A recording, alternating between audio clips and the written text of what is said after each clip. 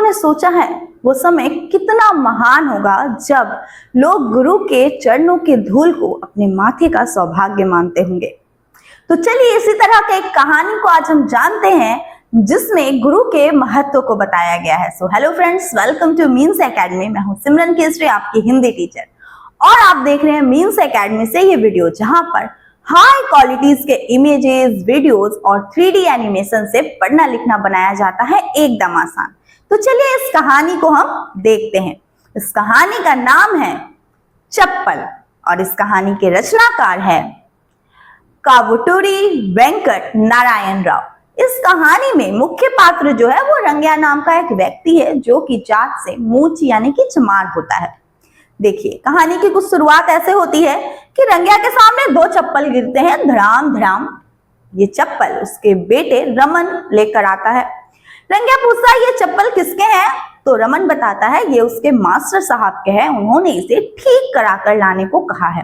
रंग्या बोलता है इतने पुराने चप्पल है, इससे अच्छा नया बनवा ले। रंग्या बोलता है नहीं, उन्होंने ठीक करके लाने के लिए ही कहा है, रमन रंग्या से कहता है। उसके बाद ये अपने पापा से 2 पैसे लेता है और जैसे कि बच्चे जो है वो दौड़ते हुए भागते हैं, वैसे ही रमन भी जो है वो दौड़ता हुआ अपने स्कूल की तरफ जाता है। जो मास्टर साहब है वो जाति पाति से बहुत ही ज्यादा ऊंचे हैं, यानी इन सब चीजों को नहीं मानते हैं। वे रंग्या को भोजन के साथ साथ पुस्तकें देकर भी पढ़ाई करवाते हैं, यानी पढ़ना लिखना सिखाते हैं।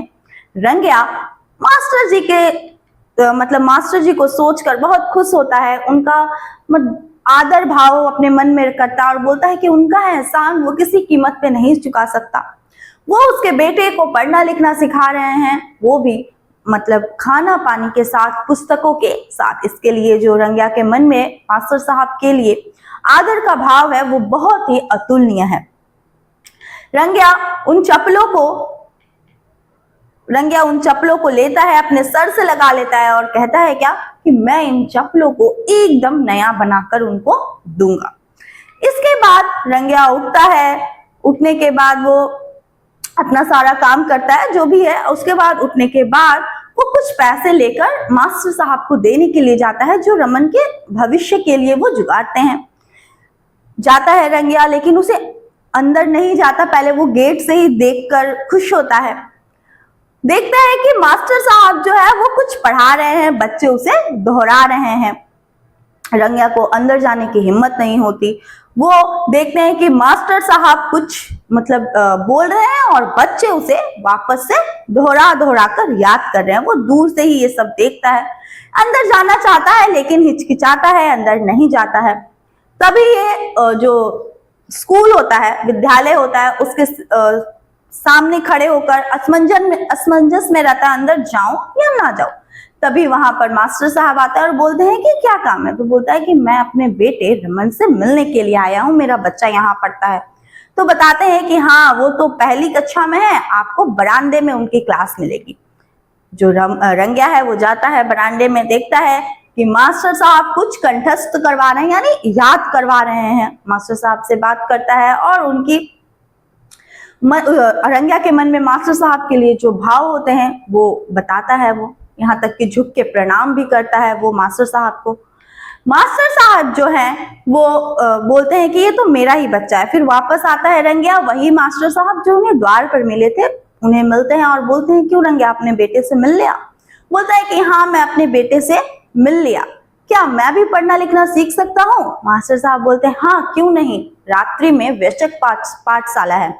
रंग्या खुश हो जाता है, बोलता है फिर लेकिन मैं पढ़ना लिखना सीख कर क्या करूंगा? फिर बोलता है नहीं, पढ़ना लिखना तो सबको आना चाहिए और मेरे पढ़ने लिखने से कितनी प्रतिष्ठा और नाम होगी मेरी जाति और समाज का। यही सब बातें सोचते सोचते रंग्या वापस आता है अपनी बस्ती में आता है। यहाँ पर बहुत कूड़ा करकट गंदगी जो है वो फैली होती है। रंग्या आकर अपने घर पे बैठता है, अपने घर के पास आता है, अपना जो बैग लिया रहता है उसे रखता है और बैठता है। तभी फिर उसके बाद अंदर जाता है, अंदर जाके कुछ पानी होता है वो पानी पीता है। उसके बाद बाहर आता है, देखता है कि एक गंदी सी नाली है जिसमें बहुत सारे बच्चे जो है वो खेल कूद रहे हैं और कुछ औरतें जो है वो कपड़ा धोती है। इन सबसे परे रंग्या सोचता है कि अरे मेरा बच्चा तो पढ़ लिख कर बड़ा आदमी बन जाएगा, इन सब चीजों से हमें मुक्ति मिल जाएगी। तभी एक बच्ची आती है जो सड़ा हुआ आम खाती है, मामा कहकर पुकारती है इसे। उसके बाद रंग्या करीब 1 घंटे तक मास्टर साहब जी के चप्पल को जो है वो बनाता है। उसे ठीक करने में उसे 1 घंटे लगते हैं।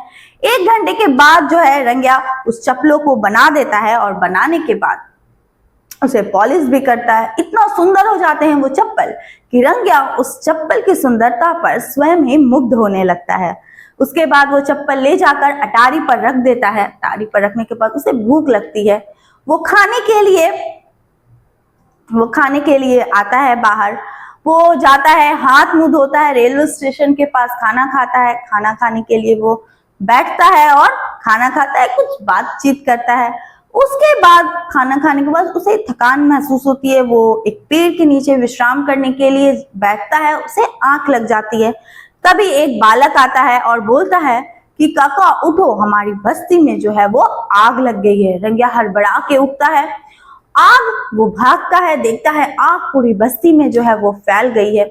वो बोलता है बच्चे से कि अटारी पर मास्टर साहब के चप्पल है, क्या तुम ला दोगे? तो लड़का बोलता है कि नहीं, इतना आग में कौन जाएगा अंदर। लेकिन रंग्या को जो है ये बर्दाश्त नहीं होता। वो स्वयं यहाँ तक कि वो स्वयं चला जाता है अंदर और स्वयं जाता है।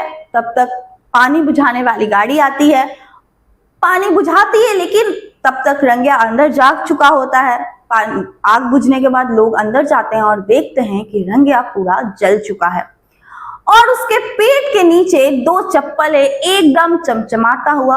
रंग्या के जलने को बस उन चप्पलों ने ही देखा था। इस तरह रंग्या अपने प्राणों की बाजी लगाकर भी मास्टर साहब के चप्पल को सही सलामत बचाए रखता है। उसके मन में जो आदर का एक भाव है वो चप्पल के माध्यम से वो प्रस्तुत करता है। तो इसी तरह के इंटरेस्टिंग वीडियो देखने के लिए हमारे चैनल को सब्सक्राइब करें, हमारे यूट्यूब चैनल को सब्सक्राइब करें, हमारे एफबी को पेज को फॉलो करें और इस कहानी के लिए एक लाइक तो बनता ही है।